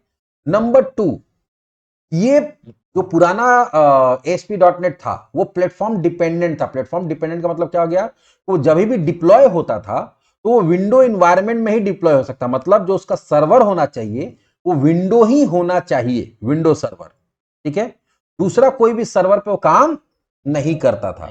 इससे बहुत बड़ा प्रॉब्लम क्या था कि जिस भी कंपनी को ASP.NET वालों के, एक एग्जांपल ले लो कि मेरा कोई सॉफ्टवेयर डेवलपमेंट कंपनी है और मेरे पास 50 नोड है, मतलब 50 कंप्यूटर लगा के रखे अपने ऑफिस में, 100 कंप्यूटर लगा के रखे हैं, और हम चाहते हैं कि कोई प्रोजेक्ट हम किस में बनाए? ASP.NET में बनाए। तो हमको सारा का सारा 100 कंप्यूटर विंडोज ऑपरेटिंग सिस्टम डालना पड़ेगा, नंबर 1। फिर 100 कंप्यूटर के लिए हमको विजुअल स्टूडियो का लाइसेंस लेना पड़ेगा, 100 कंप्यूटर के लिए हमको एसक्यूएल सर्वर का लाइसेंस लेना पड़ेगा। तो सोचो कि अगर एक कंप्यूटर का खर्च एक मिनिमम मान के चलो तो 15 से 20 हजार रुपए है, तो 100 कंप्यूटर का सोचो कितना खर्च हो गया। एक तो जो कंपनीज था उसके ऊपर बहुत बड़ा लोड पड़ता था, जिसके कारण कंपनीज ASP.NET को यूज करना छोड़ दिया लगभग। क्योंकि होता क्या था कि अगर नेचुरल बातें सोचो कि अगर हम कहीं पे इन्वेस्ट करेंगे तो हम उसको किससे वसूलेंगे? अपने कस्टमर से। मेरा इन्वेस्टमेंट लग रहा है तो हम किससे लेंगे? अपने कस्टमर से लेंगे ना। अब कस्टमर मेरे पास आ रहा है और हमको बोला कि कोई एक वेब एप्लीकेशन बनाना है, हम उसको बोले कि 2 करोड़ रुपया लगेगा, ठीक है। और वो दूसरे कंपनी में जा रहा है जहां PHP पे काम हो रहा है, पूरा फ्री है। किसी का माइक अनम्यूट है, रजनी, हाँ थोड़ा सा म्यूट, ठीक है, क्योंकि पीछे से इको हो रहा था। हाँ, तो अब सोचो कि अब 2 करोड़ का कोई क्या दे रहा है? तुम दिए, और वो PHP टेक्नोलॉजी वाला कंपनी में गया, वहां पे लिनक्स, PHP किस पे काम करता है? वो किसी भी प्लेटफॉर्म पे काम कर सकता है, लिनक्स पे भी काम कर सकता है। लिनक्स टोटली फ्री है। तो लिनक्स अगर टोटली फ्री है तो उसके लिए उसको कोई पैसा नहीं देना। वो 100 नोड बनाए, 200 नोड बनाए, कोई पैसा नहीं देना है। वो रन करता है किस पे? तो वो अपाचे सर्वर पे रन कर सकता है, वो जैम्प सर्वर पे रन कर सकता है, और उसमें डेटाबेस कौन यूज हो रहा है? MySQL। सब कुछ फ्री है, लिनक्स, अपाचे, MySQL, ठीक है, PHP, चारों फ्री टेक्नोलॉजी है। तो जो कंपनी जो उसको यूज कर रहा है उसको उसमें कोई इन्वेस्टमेंट नहीं है, तो उसका कोई इन्वेस्टमेंट नहीं है तो वो कस्टमर को कम चार्ज कर रहा है। कस्टमर को क्या कर रहा है? चार्ज कम कर रहा है। तो लोग वहां जाएगा, बोलेगा भाई वो तो 2 करोड़ रुपया मांग रहा है, तो 1 करोड़ रुपया मांग रहा है, तो हम 1 करोड़ वाला से बनाएंगे, 1 करोड़ मेरा बच जाएगा। तो माइक्रोसॉफ्ट को ये गेम समझ में आया, क्योंकि उस समय तक देखो क्या हो गया कि नोड आ गया, रिएक्ट आने लगा, और ये सारा का सारा फ्री टेक्नोलॉजी था। तो लोग क्या हुआ, जो डेवलपर्स था वो धड़ाधड़ माइक्रोसॉफ्ट को छोड़ के, कंपनीज माइक्रोसॉफ्ट को छोड़ के और भागने लगा दूसरे टेक्नोलॉजी में, PHP टेक्नोलॉजी में जाने लगा, नोड यूज करने लगा, रिएक्ट यूज करने लगा, और भी जो फ्री टेक्नोलॉजी था उसको यूज करने लगा। तो ये बात माइक्रोसॉफ्ट को समझ में आया कि नहीं, अगर मार्केट में बने रहना है तो फिर हमको कुछ ऐसा करना पड़ेगा जो हमको मार्केट में बनाए रखे। और मार्केट में बनाए रखने के लिए क्या करना पड़ेगा कि अपने टेक्नोलॉजी को इस तरह से चेंज करना पड़ेगा कि पहले तो वो क्रॉस प्लेटफॉर्म हो जाए। क्रॉस प्लेटफॉर्म का मतलब क्या हो जाए कि सिर्फ वो माइक्रोसॉफ्ट के विंडोज पे डिपेंडेंट ना रहे, वो ऐसा हो जाए कि वो लिनक्स सर्वर पे भी चल जाए, वो मैक सर्वर पे भी चल जाए, यूनिक्स सर्वर पे भी चल जाए, तो किसी भी तरह का सर्वर है उस पर चल जाए। तो इसके लिए क्या किया कि वो पूरा का पूरा जो ASP.NET था उसको चेंज किया। जैसे कैसे? ASP से चेंज करके ASP.NET लाया था, तो उसके बाद फिर उसी प्लेटफॉर्म पे फिर तुम्हारा MVC लाया है, जो भी चला, वेब फॉर्म चला। लेकिन यहां पे क्या किया, पूरा का पूरा अपना कॉन्सेप्ट को ही चेंज किया, पूरा का पूरा सॉफ्टवेयर को ही चेंज किया, पूरा का पूरा ASP.NET को ही बदल दिया, वही घर गिरा के नया घर बनाया। तो यहां इसका पहला क्या किया कि जब up until 2016 you could only run ASP.NET on Windows server. ASP.NET का जो एप्लीकेशन होगा वो कहां डिप्लॉय होगा? विंडोज सर्वर पे, ठीक है। ये बहुत बड़ा प्रॉब्लम था कि ये जो तुम्हारा था ये क्रॉस प्लेटफॉर्म नहीं था, प्लेटफॉर्म इंडिपेंडेंट नहीं था, प्लेटफॉर्म डिपेंडेंट था। तो Microsoft change their entire philosophy with ASP.NET core. तो ये अपना पूरा का पूरा फिलॉसफी चेंज किया, बोला नहीं पैसा कमाने के फेरा में रहेंगे तो मार्केट से बाहर हो जाएंगे। तो क्या करना भाई, आपको करना ये पड़ेगा कि हम अपने एप्लीकेशन को ASP.NET को इस तरह से बनाए कि वो क्रॉस प्लेटफॉर्म हो जाए, किसी भी तरह के प्लेटफॉर्म पे वो डिप्लॉय हो पाए, रन हो पाए। तो पहला फीचर क्या चेंज किया, इसको क्रॉस प्लेटफॉर्म। दूसरा high performance. ASP.NET Core consistently ranked as one of the fastest web framework in the world, often outperforming Node.js and Java based framework। तो आज के मार्केट में अगर फास्ट देखा जाए तो Node.js का भी एप्लीकेशन बहुत फास्ट होता है, जावा बेस्ड भी होता है, लेकिन इसको इस तरह से डिजाइन किया गया, रीडिजाइन किया गया, इसका कोड काफी ज्यादा फास्ट काम करे। क्योंकि देखो आज के डेट में क्या ना, लोगों के पास टाइम नहीं है। तुम कोई वेबसाइट खोलो और वो घूम रहा है गोल गोल गोल गोल, कहीं पे क्लिक करो घूम रहा है गोल गोल, तो तुम तुरंत छोड़ के दूसरा वेबसाइट गूगल में दूसरा कोई वेबसाइट छोड़ खोल के अपना काम कर लोगे। तो ये बहुत बड़ा प्रॉब्लम क्या है कि आपका वेबसाइट का परफॉर्मेंस बहुत इंपॉर्टेंट होता है। तो परफॉर्मेंस में एक तो जहां पे डिप्लॉय करो सर्वर तो इंपॉर्टेंट है ही, लेकिन उससे ज्यादा इंपॉर्टेंट ये भी है कि आप कौन सा टेक्नोलॉजी यूज कर रहे हो, वो कितना जल्दी तुम्हारा प्रोसेस करके यूजर को रिस्पॉन्स कर दे रहा है, क्लाइंट को रिक्वेस्ट रिस्पॉन्स कर दे रहा है। इसको इस तरह से बनाएगा कि ये क्या हो जाए, हाई परफॉर्मेंस। और most important thing, open source. Open source का मतलब क्या होता था, entire framework was move to GitHub, allowing the community to contribute. देखो ओपन सोर्स का मतलब क्या होता है, एक टेक्नोलॉजी ऐसा होता है जो कोई कंपनी बनाया और उसका पूरा का पूरा सोर्स कोड कहां है, उसका पूरा का पूरा सोर्स कोड उस कंपनी के पास है। तो उसमें कोई भी चेंजेस करना होगा, कोई भी नया फीचर डालना होगा, तो उसको क्या करना पड़ेगा, वो कंपनी ही डालेगा। अगर उसके अंदर कोई नया चीज डालना है, कोई नया लाइब्रेरी ही लाना, लाइब्रेरी मतलब उसमें कोई नया फीचर लाना है, तो वो कंपनी ही ला सकता है कि कोड उसके पास है। लेकिन ओपन सोर्स का मतलब क्या होता है कि पूरा कोई टेक्नोलॉजी बनाया गया और उसका कोड को फ्रीली अवेलेबल करा दिया। जैसे इसमें क्या होता है, इसका पूरा पूरा फ्रेमवर्क का पूरा कोड डाल दिया गया गिटहब में। तो गिटहब में डाल देने से फायदा क्या हो गया कि जो कम्युनिटी डेवलपर समझते हो, जैसे मान लो तुम लोग हो, तो तुम्हारे जैसा 100 डेवलपर है या 1000 डेवलपर है, तो सारे लोग क्या कर सकते हैं, उसका कोड को देख सकता है, उसका आर्किटेक्चर को समझ सकता है, वो कैसे काम कर रहा है उसको समझ सकता है और उसमें कंट्रीब्यूट कर सकता है। कंट्रीब्यूट करने का मतलब क्या हो गया कि तुम्हारे अब कोई एप्लीकेशन है, उसके अंदर कोई काम करना है, उसके लिए हो सकता है कि 1000 ऑफ लाइन का कोड लिखना पड़ रहा है बार बार। तो वो कम्युनिटी में कोई भी, मान लो तुम ही हो, तुमको लग रहा है कि ये वाला बहुत बड़ा प्रॉब्लम है और ये वाला फीचर हर वेबसाइट में होता है, इसके लिए हर बार यूजर को 1000 ऑफ लाइन्स लिखना पड़ रहा है। तो तुम क्या कर सकते हो, उसके लिए लाइब्रेरी बना सकते हो, जिसको यहाँ पे पैकेज बोलते हैं, ठीक है, पैकेज बना के और उसको कंट्रीब्यूट कर सकते हो सोसाइटी को। कंट्रीब्यूट मतलब क्या हो गया कि उसको माइक्रोसॉफ्ट को दे सकते हो और वो ऐड कर देगा कहां पे, एक न्यूगेट पैकेज मैनेजर होता है, या माइक्रोसॉफ्ट को नहीं भी दोगे तो तुम खुद से भी ऐड कर सकते हो। न्यूगेट पैकेज होता है एक मैनेजर करके, एक कॉन्सेप्ट है, आगे हम लोग पढ़ेंगे उसमें, जहां पे कोई भी कंट्रीब्यूट कर सकता है। तो वो क्या कर सकते हो कि मान लो कोई ऐसा चीज है जो बार बार यूज करना पड़ रहा है, उसके लिए बार बार कोड लिखना पड़ रहा है, तो कोड लिख के तुम पहले ही डाल दिए, सिर्फ यूजर को क्या करना पड़ेगा, उसको न्यूगेट पैकेज को अपने एप्लीकेशन के अंदर ऐड करना पड़ेगा और उसके क्लासेस को यूज करके बहुत इजीली काम कर सकता है। तो ओपन सोर्स का मतलब सिंपल सा है, उसका कोड को फ्रीली अवेलेबल करा देना ताकि कोई भी उसको समझ सके और उसमें अपना कंट्रीब्यूशन दे सके। तो इससे होता क्या कि आपका जो टेक्नोलॉजी वो बहुत रैपिडली ग्रो करता है। अब सोचो तुम्हारा माइक्रोसॉफ्ट का 2000 आदमी का टीम काम कर रहा है उस पर, तो 2000 आदमी जो सोच सकता है वही उसमें फीचर आ सकता है, उसके बाहर नहीं आ सकता। लेकिन सोचो कि अगर कोई भी चीज फ्रीली अवेलेबल है और 2 करोड़ आदमी उसको देख रहा है और वो अपने हिसाब से सोच रहा है कि इसमें ये भी होना चाहिए, ये भी होना चाहिए, ये भी होना चाहिए, तो 2 करोड़ आदमी का सोच, थिंकिंग अलग अलग हो सकता है। जो 2000 आदमी नहीं सोच रहा है, वो 2 करोड़ में से हो सकता है कि उसमें से 2 लाख आदमी ऐसा कुछ सोच ले जो कि बहुत अच्छा फीचर हो, जो कि माइक्रोसॉफ्ट में जो बैठा हुआ लोगों नहीं सोच पा रहा है, तो उसमें उस फीचर को ऐड कर दिया, तो धीरे धीरे ग्रो करेगा। जैसे आज के पाइथन, पाइथन का नाम तुम लोग सुनते हो, पाइथन इतना ज्यादा ग्रो क्यों कर रहा है, पाइथन का इतना ज्यादा यूज क्यों हो रहा है, तो पाइथन का इतना ज्यादा यूज इसलिए नहीं हो रहा कि पाइथन बहुत बड़ा पावरफुल लैंग्वेज है। पाइथन बहुत सिंपल बच्चा वाला लैंग्वेज है, लेकिन उसको ओपन सोर्स कर दिया गया, तो उसमें क्या होता है कि 1000 ऑफ यूजर्स अपना अलग अलग क्या करता है, मॉड्यूल उसके अंदर, जैसे यहां पे हम बोले पैकेज बनता है, वहां मॉड्यूल बनता है। तो अलग अलग काम के लिए, जो बहुत कॉम्प्लेक्स काम था जिसके लिए हजारों लाखों लाइन लिखना पड़ता, तो लोग क्या कर रहा है, उसको लिख लिख के अब मॉड्यूल बना के दे दे रहा है। आपको सिर्फ क्या करना है, जब उस तरह का काम करना है, उस मॉड्यूल को क्या करिए, डाउनलोड करिए और डाउनलोड करके एक लाइन का कोड लिखे काम हो जाएगा। जैसे सिंपल एग्जांपल तुमको पाइथन में दिखाते हैं समझाने के लिए सिर्फ। अब सोचो कि तुमको कहीं पे कैलेंडर प्रिंट करना है कोई मंथ का, तो यहां पे क्या होता है, पहले से हम तो उसको इंस्टॉल किए हुए हैं शायद, तो आपको क्या करना पड़ेगा, इंपोर्ट कैलेंडर। अब ये क्या है, कैलेंडर एक मॉड्यूल है, हैं, वहां पे पैकेज होता है, कैसे यूजिंग सिस्टम लिखते हैं हम लोग, सिस्टम वहां पे जैसे यूजिंग सिस्टम लिखते हैं, या इंपोर्ट कैलेंडर लिख दिए, और यहां पे करेंगे प्रिंट कैलेंडर डॉट मंथ, और यहां पे देना पड़ता है, अच्छा कैलेंडर लगता है इंस्टॉल करना पड़ेगा हमको लगता है, इंस्टॉल नहीं है, देख लेते हैं एक बार।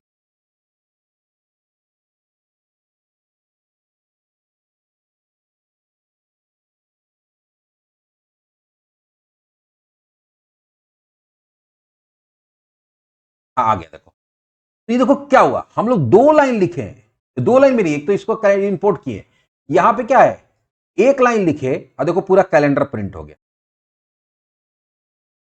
अब सोचो कि अगर इसको तुमको खुद से कोड लिखना पड़े तो कितना बड़ा कोड लिखना पड़ेगा ताकि इस तरह का कैलेंडर प्रिंट हो, और यहां 1 लाइन लिख के करा लिए। तो इसका मतलब क्या हो गया कि पहले से कोड लिख के रखा हुआ इस मॉड्यूल में, इस फॉर्म में, फंक्शन के फॉर्म में, बस आप उस मॉड्यूल को इंपोर्ट करिए और उसके फंक्शन को कॉल करा लीजिए, काम हो जाएगा।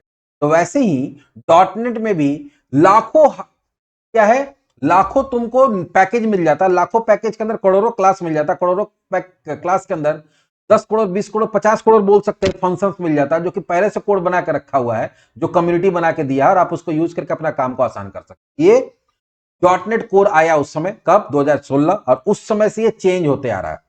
फिर आया डॉटनेट 1 2 3 4, फिर आया मेन, फिर चेंजेस जो डॉटनेट कोर में चेंजेस हुआ, अब अभी तक क्या हुआ कि एसपी डॉटनेट में चेंज हो रहा था, अब हुआ डॉटनेट कोर में जो चेंजेस हुआ, वो एक मेजर चेंज हुआ डॉटनेट 5 में।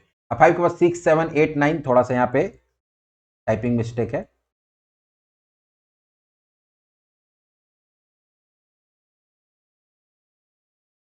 तो बार बार चेंज हुआ, हम बोले थे कि उसको हम बाद में बता देंगे, थोड़ा बहुत बता देते हैं। जैसे Microsoft eventually drop the core branding to simplify thing, तो पहले तो वो लिखा कि भाई डॉटनेट कोर, बाद में कोर को हटा दिया, अब सिर्फ डॉटनेट लिखता है, डॉटनेट 5 डॉटनेट 6 7 8 9 10, ऐसा करके चलते चला जा रहा है, अभी 11 भी आने वाला, ठीक है।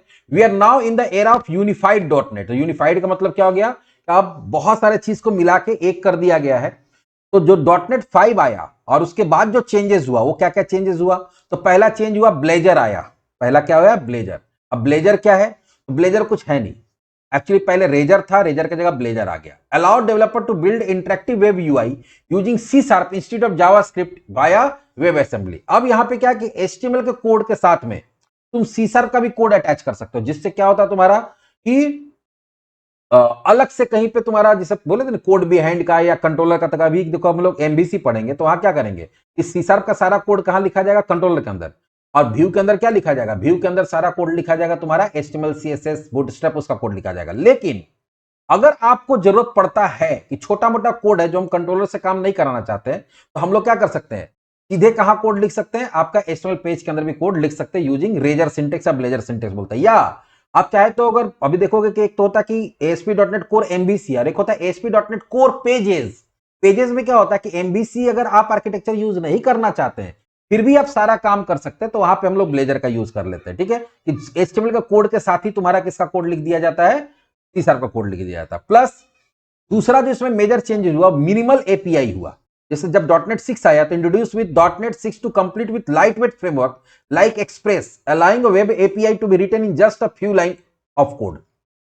मिनिमल एपीआई का मतलब क्या होगा, अभी हम लोग जो कभी भी सॉफ्टवेयर डेवलप करते हैं, तो अभी जब हम लोग शुरू में डेवलप करेंगे वो नॉर्मल वेब एप्लीकेशन की तरह डेवलप करेंगे। लेकिन आज के डेट में क्या होता है कि कोई भी कंपनी, कोई भी ऑर्गेनाइजेशन, कोई भी कंपनी जो है वो डायरेक्टली वेब एप्लीकेशन नहीं बनवाता है, वो पहले वेब एपीआई बनवाता है, ठीक है। और वेब एपीआई बनाने के बाद फिर उसको मन करता है तो डेस्कटॉप एप्लीकेशन बनाता है, मन करता है तो वो वेब एपीआई बनाता है, मन करता है तो मोबाइल एप्लीकेशन बनाता है, या तीनों बना लेता है। तो उसका अपना बेनिफिट है, वो बेनिफिट जब हम लोग एपीआई वाला पढ़ेंगे तब देखेंगे। लेकिन मिनिमल एपीआई का मतलब यही है यहां पे कि बहुत कम लाइन लिख के आप वेब एपीआई बना सकते हैं, जिसको बनाने के लिए पहले बहुत लंबा चौड़ा कोड लिखना पड़ता था, अब उसके जगह पे बहुत छोटा छोटा कोड लिख के भी हम लोग वेब एपीआई बना सकते हैं। उसके बाद जब 8 आया, 9 आया, 10 आया, तो इसके अंदर मेजर चेंजेस क्या हुआ, इसके अंदर मेजर चेंजेस हुआ क्लाउड नेटिव डेवलपमेंट। अब क्लाउड नेटिव डेवलपमेंट क्या है कि आज के डेट में आपको पता होगा कि क्लाउड कंप्यूटिंग का बहुत ज्यादा यूज है। जैसे आज के डेट में तुम्हारा एज्योर होता है, ठीक है, उसके बाद अमेजन AWS है, अमेजन वेब सर्विसेज है, इस तरह का क्लाउड सर्विसेज होता है, जहां पे आप क्या करते हैं, अपने वेबसाइट को, अपने डेटाबेस को क्या करते हैं, आप डिप्लॉय करते हैं।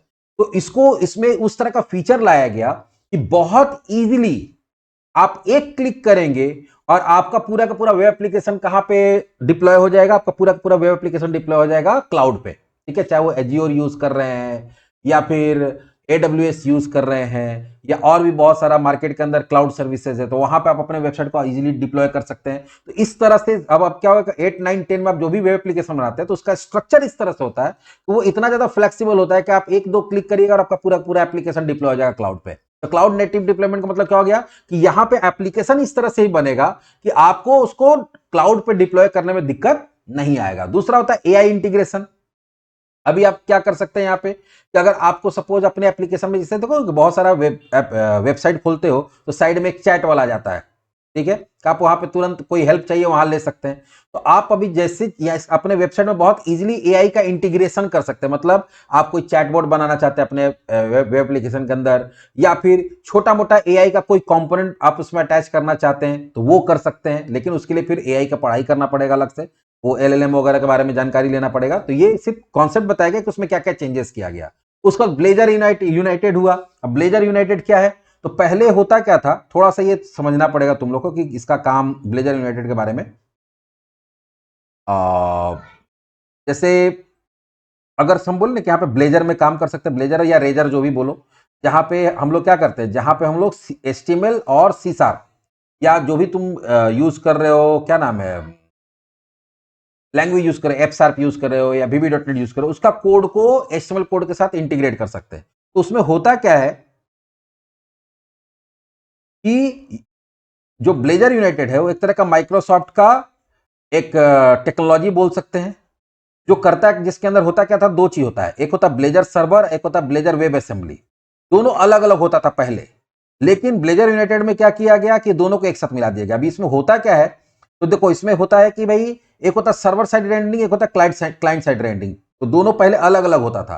तो उसमें क्या होता था कि जो सर्वर साइड रेंडरिंग है, वेबसाइट के कंटेंट को सर्वर पर तैयार करता था और वहां से भेजता था। और क्लाइंट साइड में क्या होता था कि नहीं, कोड कहां पर जनरेट होगा, कोड तुम्हारा डाउनलोड होगा क्लाइंट के कंप्यूटर पर। वहां रेंडर का मतलब समझते क्या होता है, रेंडर का मतलब होता है जो भी आपका कोड है, जो भी इंटरनेट से आता जाता है सर्वर से क्लाइंट में, वो कोड के फॉर्म में आता है, चाहे HTML कोड में आ रहा है, जावास्क्रिप्ट में आ रहा है या बाकी चीज में कोड आ रहा है। और फिर वो प्रोसेस होके जो आपको दिखता है स्क्रीन पे, वो अलग चीज दिखता है स्क्रीन पे। तो मान लो तुम एक सिंपल देखो कि एक HTML का पेज बनाओ, HTML का पेज में क्या रहता है, HTML का कोड रहता है, लेकिन जब उसको हम लोग ब्राउजर पे दिखता है तो कोड दिखता है, कोड नहीं दिखता है ना।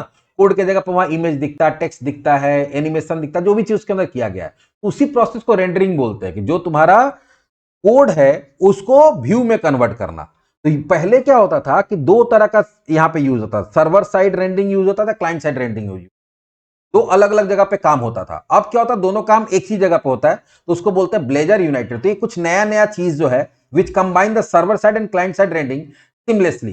तो पहले वहां पे सर्वर पे कुछ काम होता था, फिर क्लाइंट में जाकर दोबारा काम होता था, वो दोनों को एक जगह कर दिया गया। अब या तो सीधे सर्वर पे काम होगा या तो सीधे क्लाइंट पे काम होगा। तो उससे क्या होगा, थोड़ा सा ये काम को, जो दो अलग अलग जगह होता था, दो बार में होता था, टाइम ज्यादा लगता था, वो एक ही बार में सारा काम हो जाता था, टाइम कम लगता था। ये कुछ कुछ सुधार है जो होते चला गया। तो ये हम लोग कहां देख रहे हैं, 5, 6, 7, 8, 9, 10 में क्या क्या हुआ, वो थोड़ा थोड़ा करके यहाँ पे हम बता दिए हैं। ये थ्योरी है, इससे बहुत ज्यादा कुछ लेना देना नहीं है, पार्ट में था तो हम बता दिए।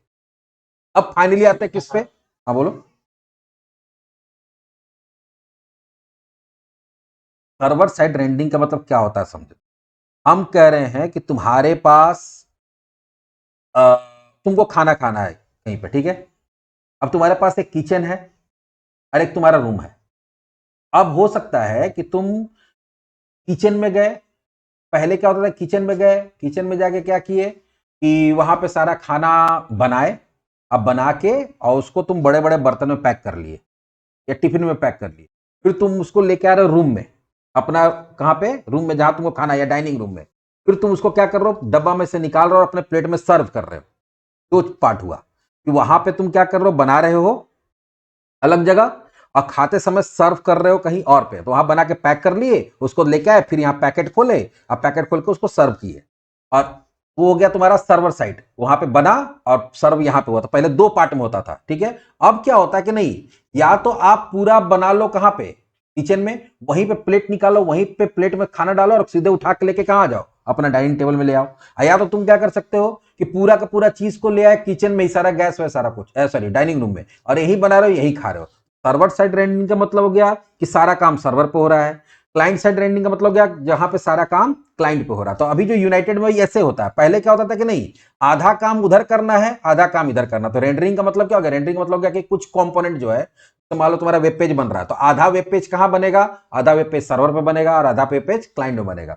जैसे हो सकता है कि डिजाइन लेआउट कहां बन गया, लेआउट बन रहा है तुम्हारा कहां पे, क्लाइंट में, और उसका डेटा कहां से आ रहा है, सर्वर से। तो जो डिजाइनिंग है वो तुम्हारा क्लाइंट पे हो रहा है, और डेटा आ रहा है कहां से, डेटाबेस से निकल के सर्वर से आ रहा है। तो डेटा वहां से आ रहा है, फिर यहां डिजाइन में डेटा को भरा जा रहा है। तो पहले दो जगह काम हो रहा था, अब बोलेंगे नहीं, डिजाइन भी मान लो सर्वर को बोले तो डिजाइन भी तुम ही बनाओ और डेटा यहीं से डाल के भेजो। तो हो गया क्या, यूनाइटेड हो गया, दोनों काम एक ही जगह हो गया, पूरा रेडीमेड यहां से जा रहा है। दो काम तुमको नहीं करना अलग अलग जगह पे, तुम यहीं से लेके जाओ सीधा सीधी बना के। तो एक वो चीज, इसका एक और एग्जांपल देके बता सकते हैं कि जैसे मान लो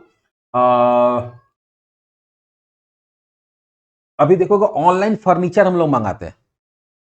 मान लो तुम एक अलमीरा मंगवाए, कबर्ड, एक हो सकता है कि वहां से देखोगे कि जो खास करके ऑनलाइन सामान जो आता है उसमें क्या होता है, कबर्ड का सारा कंपोनेंट को खोल के पैक कर दिया जाता है उसको। तो आधा बनाया गया वहां पे और उसके कंपोनेंट को पैक करके आपको भेज दिया गया, और आपको एक क्या भेज दिया जाता है, एक पेपर भेज दिया जाता है, उसमें पता रहता है, पूरा बताया रहता है कि कौन कंपोनेंट को कैसे जोड़ना है।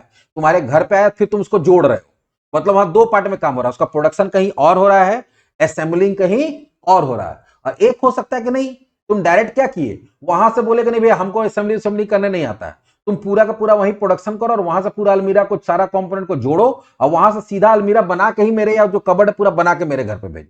तो वहीं पे रेंडर हो गया सारा कुछ, दो पार्ट में नहीं हो रहा। तो इसी को बोलते हैं तुम्हारा किसको, यूनाइटेड। तो रेंडरिंग का मतलब है सिंपल सा प्रोसेस, जो कोड है वो यूजर को जैसा दिखेगा वैसा हम जो कन्वर्ट करते हैं उसको क्या बोलते हैं हम लोग, रेंडरिंग बोलते हैं। चलो नेक्स्ट टॉपिक पे आते हैं। नेक्स्ट टॉपिक है, अब फाइनली हम लोग जो अब अपना टॉपिक उस पे आ जाते हैं। तो हिस्ट्री ज्योग्राफी 2 दिन से थ्योरी पढ़ रहे हैं हम लोग, अब आते हैं फाइनली इधर के S P dot net core क्या है। तो अभी थोड़ा देर पहले बताया के S P dot net core MVC framework is light weight open source robustly configure presentation framework for ASP dot net core. तो ASP dot net core MVC क्या है, सबसे पहले लाइट वेट है। इसका कोड जो होता है वो बहुत ह्यूज कोड नहीं होता, बहुत छोटा मोटा कोड होता है, बहुत लाइट वेट होता है। लाइट वेट तो क्या होगा, उसका ओवरऑल साइज बहुत कम होता है।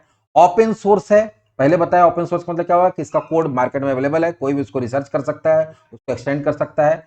और robustly configure for presentation framework for ASP dot net core. Presentation framework मतलब क्या हो गया, इस तरह से कॉन्फ़िगर किया गया है कि यूजर इससे बहुत अच्छा क्या बना सकता है, लुक वाला क्या बना सकता है, एप्लीकेशन बना सकता है। क्यों, क्योंकि इसके अंदर क्या होता है, बूटस्ट्रैप का सपोर्ट मिल जाता है, मोबाइल फ्रेंडली रिस्पॉन्सिव का सपोर्ट मिल जाता है। तो ये सब बहुत सारा बेनिफिट इसके अंदर मिल जाता है। It is an application framework that allow you to create modern web app using MVC architecture pattern. हम पहले बताते कि एमबीसी जो है वो किसी का बकौती नहीं है, ना वो माइक्रोसॉफ्ट का है, ना वो पीएचपी का है, ना वो जावा का है या और कोई टेक्नोलॉजी का है। ये एमबीसी एक पैटर्न है, डिजाइन पैटर्न है, इसको कोई भी लैंग्वेज के थ्रू इंप्लीमेंट किया जा सकता है। तो ये इस पे अगर एसपी डॉट कोर एमबीसी का बात करते हैं तो ये एमबीसी आर्किटेक्चर पे काम करता है। It provide a pattern based approach to developing dynamic website for a particular concern. It allow a complete markup control facility, test driven development, TDD friendly development बोलते हैं, and correspond to the latest web standard. तो आज के date में देखो दो तीन चीजें, एक पैटर्न बेस्ड है मतलब एमबीसी को सपोर्ट करता है, ठीक है, इससे हम लोग क्या बना सकते हैं, डायनेमिक वेबसाइट बना सकते हैं, ठीक है। और ये टेस्ट ड्रिवन डेवलपमेंट होता है, मतलब कि पूरा वेब एप्लीकेशन बना के टेस्ट करने का जरूरत नहीं है, हम एक एक मॉडल, एक एक कंट्रोलर, एक एक व्यू बना बना के भी हम साथ ही साथ बनाते जा सकते हैं और चेक करते चले जा सकते हैं। और आज के रेट में जितना भी वेब स्टैंडर्ड्स है, मतलब जो जो चीज अलाउड है वेबसाइट में करने का, वो सारा कुछ इसके अंदर फैसिलिटी मिल जाता है। जो भी स्टैंडर्ड आज के डेट में कि एक वेबसाइट में ये चीज हो सकता है, तो वो सारा कुछ तुम यहां पे कर सकते हो। अब अगर बात है कि कभी भी हमको ASP.NET Core MVC का प्रोजेक्ट बनाना है, उस पर उसका एप्लीकेशन बनाना है, तो सबसे पहला काम क्या होता है, सबसे पहला काम होता है उसका प्रोजेक्ट बनाना। हम बोले थे कि आज हम लोग यहीं तक पढ़ेंगे, तो चलो एक प्रोजेक्ट बना के देख लेते हैं। उसके बाद अगले क्लास इसका फोल्डर स्ट्रक्चर वगैरह पढ़ेंगे। इसके लिए सबसे पहला काम क्या करना है, लॉन्च द विजुअल स्टूडियो 2022 या जो भी तुम्हारे पास लेटेस्ट वर्जन है। अभी मेरे पास जो लेटेस्ट वर्जन है उसको हम ओपन कर लेंगे। मेरे पास 26 है, ये पुराना थोड़ा सा नोट्स बना हुआ है, इसीलिए यहाँ पे दिख रहा है 2022। जो भी वर्जन है उस पर उसको ओपन कर लिए। उसके बाद कहाँ जाना है, on the visual studio start page click on create new project. यहां पे देखो क्रिएट न्यू प्रोजेक्ट दिख रहा है, क्लिक किए। क्लिक करने के बाद यहां पे होता है तुम्हारा क्या, इसको बोलते हैं टेम्पलेट, प्रोजेक्ट टेम्पलेट बोलते हैं। प्रोजेक्ट टेम्पलेट क्यों बोलते हैं, तो टेम्पलेट का मतलब होता है मॉडल। हम बताए थे कि विजुअल स्टूडियो क्या करता है कि हर तरह का एप्लीकेशन के लिए उसके पास अपना एक आर्किटेक्चर है कि भाई कौन सा चीज को कैसे अरेंज करके रखना है, और कौन कौन सा कोड अपने आप जनरेट करना है, कौन कौन सा फोल्डर अपने आप बनाना है, कौन कौन सा फाइल अपने आप बनाना। तो वो किस पे डिपेंड करता है कि आप कौन सा टेम्पलेट यूज कर रहे हैं, उसके हिसाब से वो क्या करता है, वो सारा कुछ जनरेट करता है, फोल्डर्स जनरेट करता है, फाइल्स जनरेट करता है, कोड जनरेट करता है। तो अब हम लोग को यूज क्या करना है, हम लोग को बनाना है प्रोजेक्ट क्या, क्योंकि इसके थ्रू बहुत तरह का एप्लीकेशन बनाया जा सकता है। हम लोग को बनाना है ASP.NET core web app MVC। उसके लिए भी देखो हम लोग जो फ्रीक्वेंटली यूज करते हो यहां आ जाता है, अगर यहां पे ASP.NET कोर वेब ऐप नहीं आ रहा है तो तुमको कहां जाना पड़ता है, हाँ नीचे सर्च, या इसे स्क्रॉल करके भी देख सकते हैं, या यहां से ऊपर सर्च भी कर सकते हैं। तो यहां पे हम लोग देख लेते हैं, कहीं ना कहीं वो दिख जाएगा। देखो यहां पे दिख गया, दिख गया। यहां पे इस पे क्लिक करेंगे और किस पे क्लिक करेंगे, नेक्स्ट। उसके बाद यहां पे प्रोजेक्ट का नाम देना पड़ता है कि किस नेम से प्रोजेक्ट बनेगा। तो जो भी नाम से प्रोजेक्ट बना सकते हो, और कहां बनेगा तो तुम लोग के लिए हम अलग से फोल्डर बना लेते हैं। ये देखो लोकेशन होता है कि फोल्डर कहां बनेगा, तो डी के अंदर जाते हैं और डी के अंदर एक नया फोल्डर बनाते हैं, ऑनलाइन ASP बैच। ठीक है, इसको ओपन कर लिया। अब सारा फोल्डर हम लोग, सारा जो प्रोजेक्ट बनेगा ये बनेगा, इसको सेलेक्ट फोल्डर कर लेंगे। ये लोकेशन आ गया।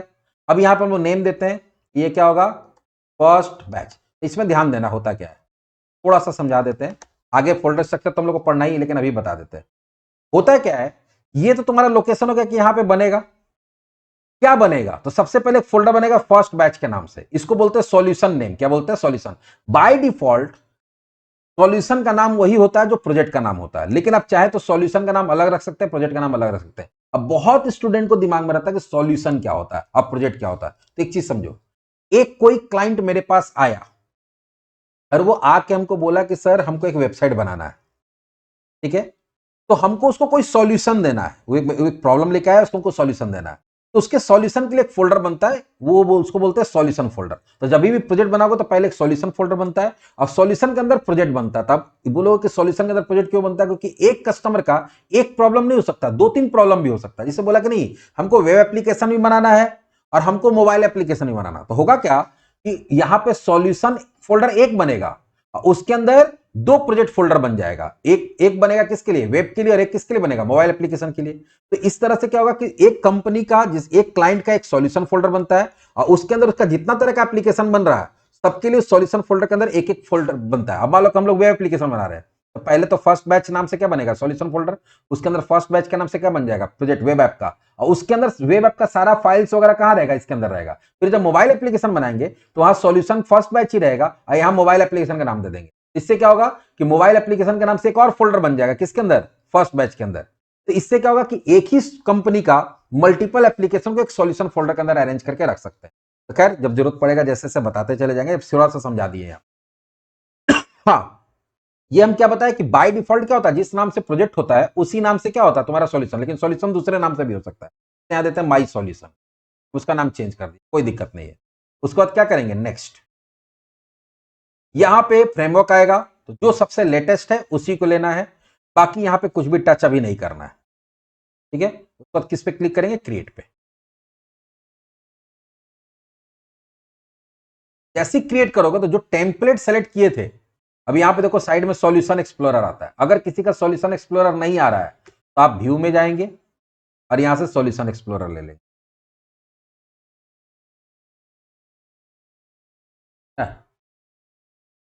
ऊपर में, सबसे ऊपर में आ गया, ये सॉल्यूशन एक्सप्लोरर आ जाएगा तुम्हारा। सॉल्यूशन एक्सप्लोरर में देखो पहले से ही बहुत सारा कुछ बना बनाया आ रहा है, और ऊपर में देखो क्या दिख रहा है, माई सॉल्यूशन। ऊपर में क्या दिख रहा है, माई सॉल्यूशन, क्योंकि सॉल्यूशन फोल्डर चेंज किए थे। और उस सॉल्यूशन के अंदर एक प्रोजेक्ट कौन सा है, फर्स्ट बैच। बैच लिख दिया ना, ऐसे फर्स्ट प्रोग्राम लिखना था, चलो फर्स्ट बैच लिख दिया। अब इस सॉल्यूशन में दूसरा प्रोजेक्ट भी ऐड कर सकते हो सकता है उसको 2 वेब क्या चाहिए, उसको मान लो 2 वेब एप्लीकेशन चाहिए अलग अलग, या एक वेब एप्लीकेशन और एक कंसोल एप्लीकेशन चाहिए, या एक वेब एप्लीकेशन एक मोबाइल एप्लीकेशन चाहिए, एक वेब एप्लीकेशन एक डेस्कटॉप एप्लीकेशन चाहिए। तो इसके अंदर हम चाहे तो दूसरा एप्लीकेशन भी ऐड कर सकते हैं, राइट क्लिक करके ऐड, और यहां से क्या कर देंगे, न्यू प्रोजेक्ट। देखो हम एक ही के अंदर 2 बना देते हैं। अब एक क्या बना उसका, एक तो एक बन रहा है कौन सा, एक बना फर्स्ट बैच वेब एप्लीकेशन, एक हमको डेस्कटॉप एप्लीकेशन ही बनाना, विंडो एप्लीकेशन। इसी के अंदर देखो हम दूसरा ही बना लेंगे।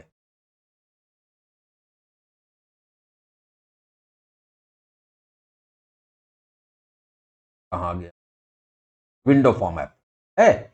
नेक्स्ट किए, इसका देते हैं माई डेस्कटॉप ऐप।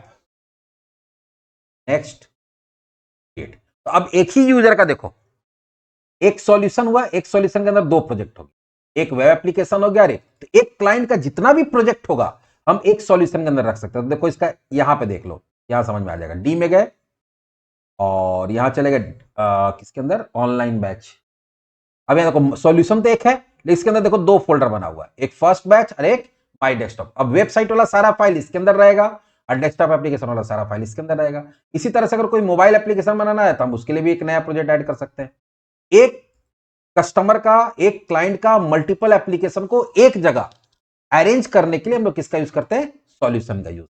एक सॉल्यूशन के अंदर मल्टीपल प्रोजेक्ट हो सकता है और मल्टीपल प्रोजेक्ट अलग अलग टाइप का भी हो सकता है। कोई नहीं कि सारा वेब एप्लीकेशन, एक वेब एप्लीकेशन हो सकता है, एक मोबाइल एप्लीकेशन होता है। इससे क्या होगा कि कल गए एक क्लाइंट का सारा प्रोजेक्ट हमको कहां मिल जाएगा, एक ही जगह पर मिल जाएगा, एक ही फोल्डर मिल जाएगा। बाकी इसके अंदर कौन कौन सा फोल्डर है, कौन कौन सा फाइल है, इसको हम लोग कल देखेंगे। तो चलिए मिलते हैं कल।